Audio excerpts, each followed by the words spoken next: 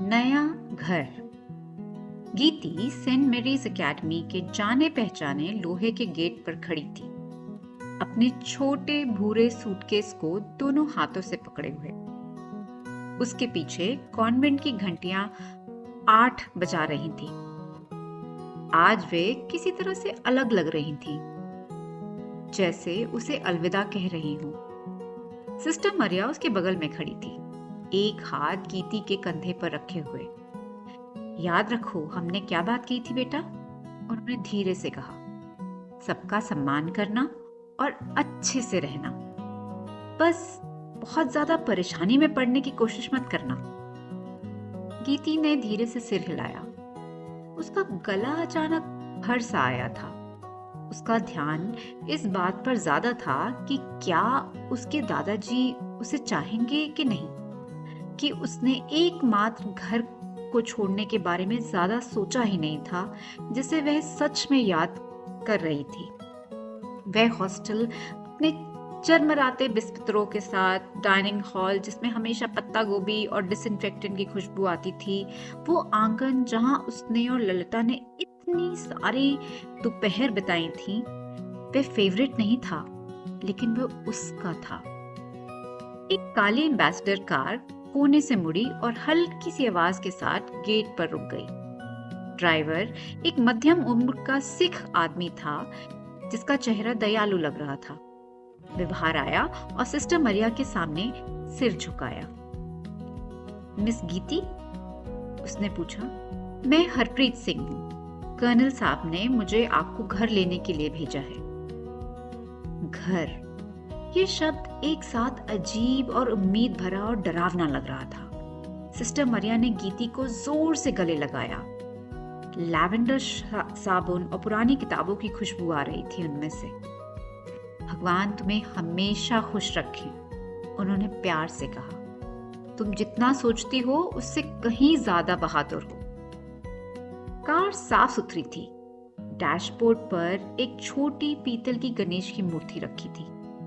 जब हरप्रीत सिंह ने engine start किया तो गीती ने अपना चेहरा खिड़की से लगाया और कॉन्वेंट को छोटा और छोटा होते देख, जब तक पेड़ों ने उसे पूरी तरह से निगल नहीं लिया।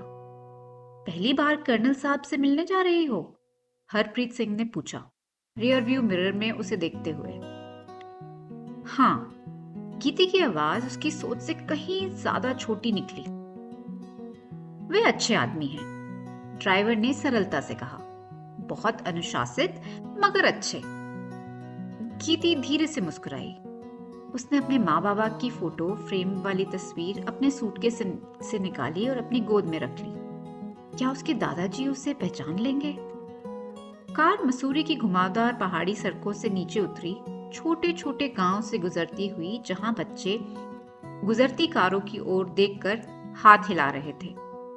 गीती ने वापस हाथ हिलाया, फिर जल्दी से अपना हाथ अंदर खींच लिया और खिड़की बंद कर दी। सिस्टर मरिया की सही बर्ताव वाली बातें चेतावनी की तरह याद आ रही थीं उसे। गीती ने अपनी नाक कार की खिड़की से लगाई। उसकी सांसों से कांच पर धुंध सी छा गई। उसने अपने छोटे धुंध वाले बादल में एक छोटी स्माइली फेस बनाया, फिर जल्दी से अपनी बांह से के पिछले हिस्से से उसे पोंछ दिया।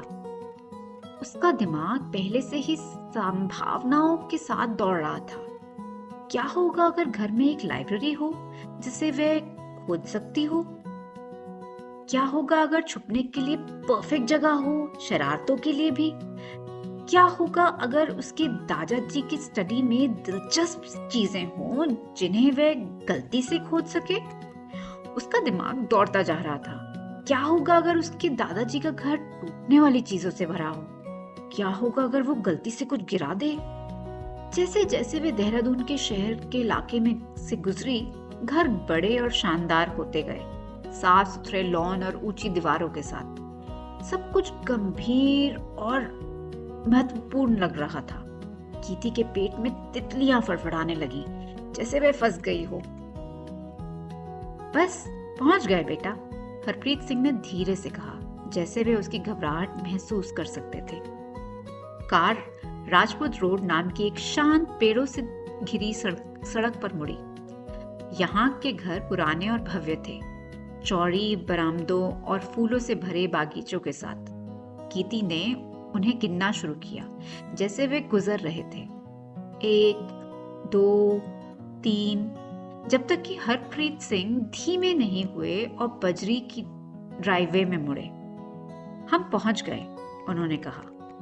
गीती की सांस उसके गले में अटक गई। घर उसकी सोच से कहीं बड़ा था। की पत्थर की दीवारें आसमान के खिलाफ ऊपर उठ रही थी, ये एहसास देते हुए कि उन दीवारों में बहुत सारी कहानियां छुपी थी। एक चौड़ा बरामदा सामने की ओर फैला था, मोटे सफेद खंभों से सहारा पाते हुए। सब कुछ बिल्कुल साफ सुथरा था, साफ की हुई ड्राइववे से लेकर बिल्कुल ठीक से कटी हुई हेजेस तक। यह उस तरह का घर लग रहा था जहां किसी से पंजों के बल चलने की और फुसफुसाने की उम्मीद की जाती हो।